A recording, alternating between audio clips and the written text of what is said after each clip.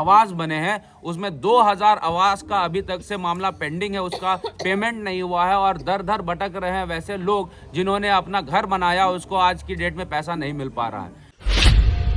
आपको भी पता होगा कि कारगिल चौक का सौंदर्यीकरण हुआ, अशोक स्तंभ का सौंदर्यीकरण हुआ, एस्टिमेट कुछ और था, बनना कुछ और था, बनना भव्य था और बन के क्या हो गया, एक डिब्बा जैसा बनाकर कारगिल चौक को छोड़ दिया गया है। एस्टिमेट कुछ और था अशोक स्तंभ का, बनना क्या हुआ, वहां पर सिर्फ एक 2-3 जो है मूर्ति लगा दी गई और पूरा वॉल को छोड़ दिया गया जो एस्टिमेट में था।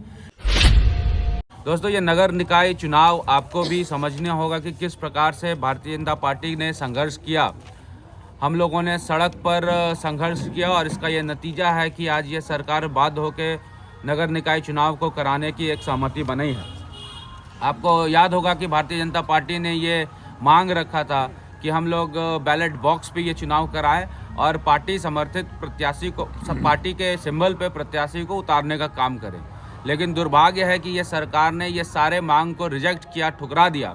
इसके पीछे की साफ मंशा ये थी कि भारतीय जनता पार्टी से डरी हुई ये सरकार चाहती थी कि हम लोग जो है पार्टी के बैनर तले चुनाव नहीं कराए, क्योंकि जब एक तरफा हार होगा तो उसमें हेमंत सोरेन की सरकार और महागठबंधन की सरकार को बड़ा झटका लगने वाला था। और आपको भी पता है कि जिला परिषद के चुनाव में और हमारे प्रमुख के चुनाव में किस प्रकार से यदि थोड़ा सा डिले हो जाता था काउंटिंग में बैलेट बॉक्स पे, तो वहाँ पर फ़ोन आता था एडमिनिस्ट्रेशन को और उसके आधार पर फिर अपने फेवरेट प्रत्याशी की तरफ चुनाव का रुख मोड़ दिया जाता था। इसीलिए बैलेट बॉक्स पे ये सरकार चुनाव करा रही है। लेकिन बैलेट में कराए, बैलेट बॉक्स पे कराए, हम लोगों को इससे फ़र्क नहीं पड़ता। भारतीय जनता पार्टी जितने भी नगर निकाय हैं वहाँ पर अच्छी तरह से मजबूती के साथ अपने समर्थित प्रत्याशी को उतार रही है। और इसी क्रम में गोड्डा भी मेरा आना हुआ था। इससे पहले मैंने देवघर, गिरिडीह, दुमका में प्रेस कॉन्फ्रेंस किया था और आज गोड्डा में आया हूँ। कुछ बातें आपके माध्यम से शहर की जनता को बताना बहुत ज़रूरी है। सबसे पहला, एक सिंडिकेट जो चल रहा है पूरे प्रदेश में, इसको आपको समझना होगा। बच्चा चोर गिरोह जो है वो पूरे प्रदेश में हावी है और शहर के क्षेत्रों में और खासकर स्लम एरिया में ये बच्चा गिरोह बहुत ज़्यादा सक्रिय है। गोड्डा भी इससे अछूता नहीं है। मैं कई ऐसे उदाहरण दे सकता हूं जो पूर्व विधायक होने के नाते मेरे संज्ञान में आया है, जहां बच्चों को चोरी कर लिया जाता है। एक सिंडिकेट चल रहा है पूरे राज्य में और ये राज्य में जो पुलिस को काम करना चाहिए था, आज पुलिस इसके लिए विफल दिख रही है। और मुझे लगता है कि पुलिस यहाँ पर ट्रांसफ़र, पोस्टिंग, गिट्टी, बालू, सीमेंट, छर्री इसी में बिजी है। लेकिन सही मायनों में जो लॉ एंड ऑर्डर होना चाहिए वो लॉ एंड ऑर्डर को मेंटेन करने में पुलिस सक्षम नहीं दिख रही है। आपको याद होगा कि राजधनवार में 12 साल के बच्चा आयुष 10 फरवरी को गायब होता है और 16 फरवरी को उसका फिर लाश मिलता है। वैसे ही रांची की अंश और अंशिका जो गायब हो जाते हैं और भारतीय जनता पार्टी के आंदोलन के बाद, और ये तो शुक्र मनाए बजरंग दल के कार्यकर्ताओं का जो रामगढ़ से बच्चे को निकाल के लाता है, नहीं तो पुलिस सक्षम नहीं दिख रही है इन सब चीज़ों में कार्रवाई करने के लिए। 16 फरवरी को चतरा में ही एक बच्चों को गायब कर दिया जाता है, टंडवा प्रखंड से वो मिलता है। ये दुर्भाग्य की बात है कि इस तरह की स्थिति परिस्थिति राज्य में बन रही है। प्रशासनिक निष्क्रियता, आपको भी पता है कि रांची में मुख्यमंत्री आवास भी आज की डेट में सुरक्षित नहीं है। बगल में जाकर फायरिंग हो जाता है, बमबाजी हो जाती है और जो है पुलिस सक्षम नहीं दिखती है ऐसे चीज़ों को रोकने के लिए। आपको याद होगा कि कन्हैया कुमार का भी मामला आया था, जिसमें हमारे जो अभी वर्तमान में हमारे प्रदेश अध्यक्ष हैं उन्होंने मुद्दा उठाया था, आदित्य साहू जी ने, और उसके बाद उसकी रिकवरी हुई थी। आपको याद होगा कि हम लोगों ने खुद इनाम घोषित किया था अंश और अंशिका मामले में और इनाम के भरोसे ही ये सरकार चल रही है। ये सरकार के पुलिस तंत्र और प्रशासन तंत्र बिल्कुल जो है विफल दिख रहे हैं। आपको, क्योंकि गोड्डा में तो आदिवासी समाज के भी लोग हैं और आप अगर पलामू गढ़वा की तरफ जाइएगा तो वहाँ पे बिहोर जाति के आदिवासी समाज के लोग बैठते हैं। बिहोर जाति के 10 बच्चों का गायब हो जाना ये दर्शाता है कहीं ना कहीं एक गैंग सक्रिय है और वो गैंग बच्चा चोरी में संलिप्त है, ह्यूमन ट्रैफिकिंग में संलिप्त है और चाइल्ड मोलेस्ट्रेशन में संलिप्त है। और उसके लिए ये सरकार जो है कुछ नहीं कर रही है। ये नगर वासियों को सोचने का ज़रूरत है कि गोड्डा नगर में स्लम के एरिया में जो गरीब लोग रहते हैं वो भी इस क्राइम से अछूते नहीं हैं। तो आपको कैसे जो है सरकार चाहिए नगर में, ये गोड्डा की जनता और प्रदेश की जनता को समझना है। इरफान अंसारी सिर्फ और सिर्फ रील्स में बिजी हैं। सदर हॉस्पिटल का ही मामला आप देख लीजिए। मैं कई ऐसे मुद्दे आपको सदर हॉस्पिटल का गिना सकता हूं कि मंत्री संजय यादव के रहते और मंत्री इरफान अंसारी के रहते ये सदर हॉस्पिटल बिल्कुल सा सड़ा हुआ आज केंद्र बन गया है। आज आपको याद होगा कि कुछ दिन पहले एक बच्ची की मौत हुई थी जो महागामा की थी। आज वो एम्बुलेंस के लिए यहाँ पर तड़पती रह गई थी। इसकी जो परिवार वाले तड़पते रह गए थे, एम्बुलेंस मुहैया नहीं कराया गया था। आए दिन आप देख रहे हैं अस्पताल में टीका 2-2 बार लग जाता है। आए दिन आप अस्पताल में देखते हैं कि पुलिस डॉक्टर की लापरवाही के कारण पेशेंट की मौत हो जाती है। मैं सीधे सीधे पूछना चाहता हूं मंत्री संजय यादव से, मंत्री इरफान अंसारी से, आखिर आप लोग स्वास्थ्य व्यवस्था को ठीक करने के लिए क्या कर रहे हैं? और इसी का दंश जो है नगर निकाय चुनाव में नगर के क्षेत्र की जनता सदर हॉस्पिटल की कुव्यवस्था के कारण झेल रही है। इन सब चीज़ों को सरकार में रहते ठीक कराना चाहिए था और फिर आके नगर निकाय चुनाव के लिए आपको कूदना चाहिए था। लेकिन दुर्भाग्य की बात है कि आज नगर की जनता को ठगा सा महसूस नगर की जनता कर रही है, क्योंकि नगर की जनता को ऐसा लगता है कहीं ना कहीं भारतीय जनता पार्टी के समर्थित उम्मीदवार की तरफ उनका रुख होता है, रुझान होता है। भारतीय जनता पार्टी की तरफ नगर की वोटर्स देखते हैं तो उसको इग्नोर किया जाए, ऐसी मानसिकता महागठबंधन की सरकार की प्रतीत हो रही है। अपराधियों का हौसला बुलंद है, आप देख सकते हैं। और गोड्डा सबसे बड़ा एग्जाम्पल है कि अपराधियों का हौसला किस कदर से बुलंद है।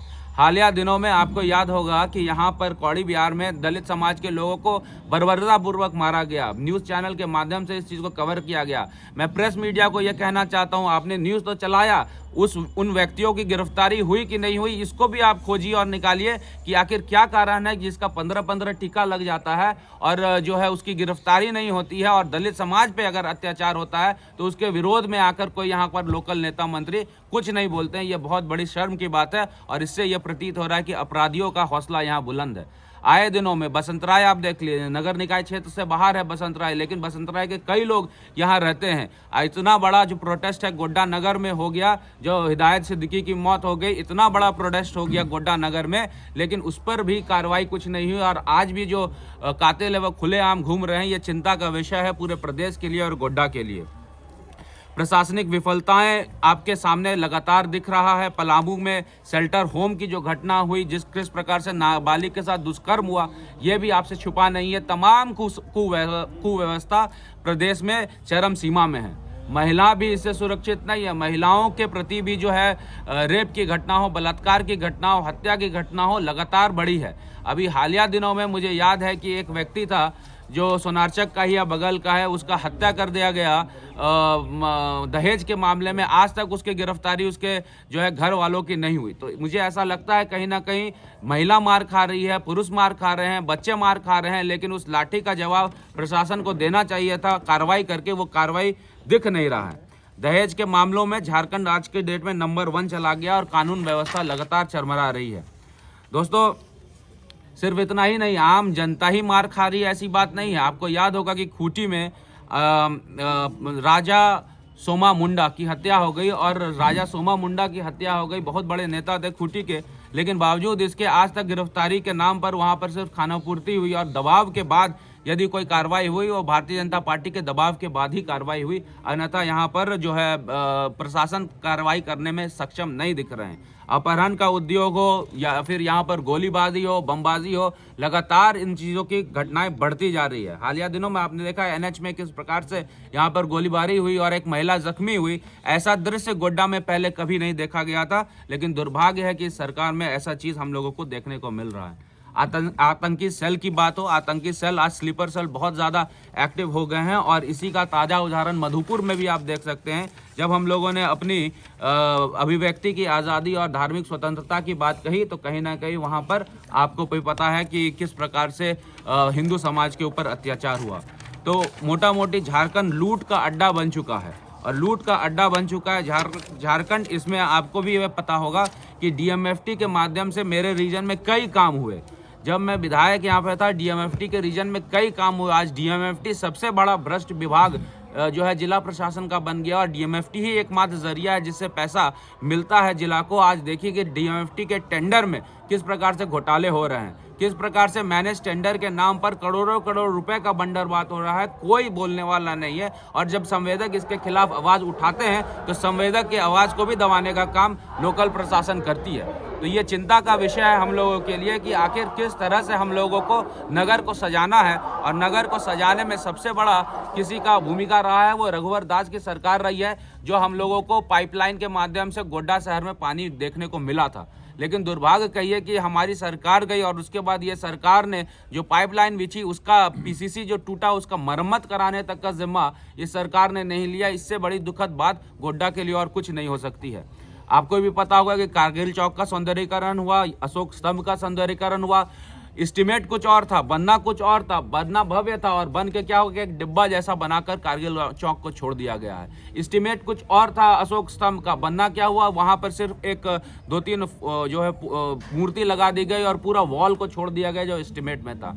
कहीं ना कहीं एस्टिमेट का भी घोटाला हो रहा है और इसको भी देखने के लिए नगर के जो सक्षम पदाधिकारी है वो कॉम्पिटेंट नहीं दिख रहे हैं। मैया सम्मान योजना की बदौलत ये सरकार जो है लोगों को रिझाना चाहती है। लेकिन मैं आपको एक बात कहना चाहता हूँ, आप पूछिए यहाँ पर लोकल जो वर्तमान में जो आपके नगर अध्यक्ष रहे हैं, क्या ये बात सही नहीं है कि नगर विकास विभाग से जो आवास बने हैं उसमें 2000 आवास का अभी तक से मामला पेंडिंग है, उसका पेमेंट नहीं हुआ है और दर दर भटक रहे हैं वैसे लोग जिन्होंने अपना घर बनाया उसको आज की डेट में पैसा नहीं मिल पा रहा है। ये बहुत बड़ा गंभीर समस्या है जो लोगों को पूछना चाहिए जब वो चुनाव में जाते हैं। और चूंकि चुनाव में सबका हक है अपनी बात को रखने का, तो मुझे ऐसा लगता है कि इन सब चीज़ों को आपके माध्यम से सरकार को और यहाँ के लोकल प्रशासन को पूछना चाहिए जो भी कैंडिडेट चुनाव में हैं।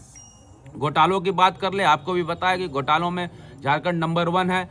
शहरी क्षेत्रों में अतिक्रमण हो रहा है। शहरी क्षेत्रों में अतिक्रमण को बढ़ावा देने के लिए लगातार थाना में आप देखिए कि दलाल लोग सक्रिय हैं। वहाँ पर जो है खूनी संघर्ष चल रहा है जमीन के कब्जे के लिए और इस पे पुलिस तंत्र अपना कंट्रोल नहीं कर पा रही है। इससे बड़ी दुखद बात कुछ नहीं हो सकती। मुझे याद है कि आशीष यादव जी भी यहाँ पर हैं, उनके ही घर के बगल में एक घटना घटी थी जब गरीब आदिवासी का जो जमीन छीन लिया गया था और पुलिस तंत्र विफल थी और वो गरीब आदिवासी को जस्टिस दिलाने के लिए, न्याय दिलाने के लिए यही भारतीय जनता पार्टी थी जो सड़कों पर उतरी थी और दबाव बनाया था, FIR हुआ था। इसलिए मुझे ऐसा लगता है कि तमाम ऐसी चीज़ें हैं जिसको आपको जो है समझना चाहिए। जिस प्रकार से युवाओं के साथ ये कहा गया कि हम नौकरी देंगे, आज लगातार मुझे ऐसा लगता है कि हर विभाग में वैकेंसी और ये युवाओं को ठगने का काम ये सरकार कर रही है। होमगार्ड की बहाली हुई थी यहाँ पर, आपको भी पता है कि किस प्रकार से यहाँ पर लोग धरना में बैठे थे, बावजूद इसके आज तक मंत्री जी ने उनके समाधान को, उनके समस्या का समाधान नहीं किया। ये सबसे बड़ा दुखद बात है। जो लोकल स्तर पर भी सहयोग मिलना चाहिए था स्टूडेंट्स को, युवाओं को, वो भी नहीं मिल पा रहा। और मंत्री हैं यानी कि सरकार है तो सवाल तो उनसे भी पूछा जाएगा, चाहे नगर निकाय चुनाव हो, चाहे जिला परिषद चुनाव हो, चाहे विधानसभा हो या लोकसभा हो। इसलिए मुझे ऐसा लगता है कि इन सब चीज़ों के ऊपर आपके माध्यम से लोगों से सवाल करना लाजमी बनता है। भारतीय जनता पार्टी के माध्यम से समर्थित कार्यकर्ता जो मैदान में है वो मुझे लगता है कि काफ़ी सक्रिय हैं और वो अपनी भूमिका निभा रहे हैं। अनिल शाह जी अभी नहीं आ पाए हैं, वो अपने क्षेत्र में डटे हुए हैं और लगातार भारतीय जनता पार्टी के समर्थित कार्यकर्ता उनके सहयोग में लगे हुए हैं। लगातार हमारे अपने कार्यकर्ता उनके सहयोग में लगे हुए हैं, पूरी टीम उनके सहयोग में लगी हुई है। लेकिन दुखद है बात है कि आपके माध्यम से मुझे सूचना आई थी कि कहीं ना कहीं धन बल यहाँ पर बहुत हावी हो चुका है। धन बल के माध्यम से और बाहुबल के माध्यम से वोटर्स को प्रभावित करने का काम गोड्डा में हो रहा है। ये काफ़ी दुखद है वोटर्स के लिए और वोटर्स को ये समझना होगा कि जो धन बल का प्रयोग करेगा, जो बाहुबल का प्रयोग करेगा, आने वाले समय में वैसे ही लोग अगर जीत के आएंगे तो फिर नरकीय स्थिति गोड्डा की हो जाएगी। ये भी आपको समझने की और लोगों से सवाल करने की ज़रूरत है। एक सबसे बड़ा मुद्दा जो गोड्डा में है, जो कोई भी प्रत्याशी शायद इसके बारे में चर्चा भी नहीं करता है और उनको करना चाहिए चर्चा, कि शहर में जो सफाई कर्मी है, शहर में जो सफाई कर्मी है उनका वेतन लगातार ये सरकार में काट दिया जाता है, नगर परिषद द्वारा काट दिया जाता है। PF का पैसा उनको नहीं मिलता है। मुझे बहुत खुशी है कि हमारे पार्टी के समर्थित उम्मीदवार ने इस मुद्दे को अपने मैनिफेस्टो में रखा है, जो बहुत बड़ी बात है और ये होना चाहिए। मुझे लगता है कि इन सब छोटे छोटे मुद्दों का निराकरण करने के लिए जो कैंडिडेट शहर में उतरे हैं उनको ये पूछना चाहिए उनसे कि आखिर आपके मैनिफेस्टो में इन सब चीज़ों का जिक्र है कि नहीं है, तभी एक अच्छा मैनिफेस्टो बनकर तैयार होता है। और मुझे बहुत खुशी है कि अनिल शाह जी ने एक अच्छा मैनिफेस्टो नगर वासियों के लिए बनाया है। और मुझे अपने पार्टी पे गर्व है कि तमाम कार्यकर्ता हो, चाहे नगर के हो, ग्रामीण क्षेत्र से हो, वो अपने समर्थित उम्मीदवार को जिताने के लिए जी तोड़ मेहनत कर रहे हैं। परिणाम के डर के बिना यदि कोई कार्यकर्ता दिन रात लगा रहता है पार्टी के लिए, तो इससे बड़ी बात भारतीय जनता पार्टी के लिए और कुछ नहीं हो सकती।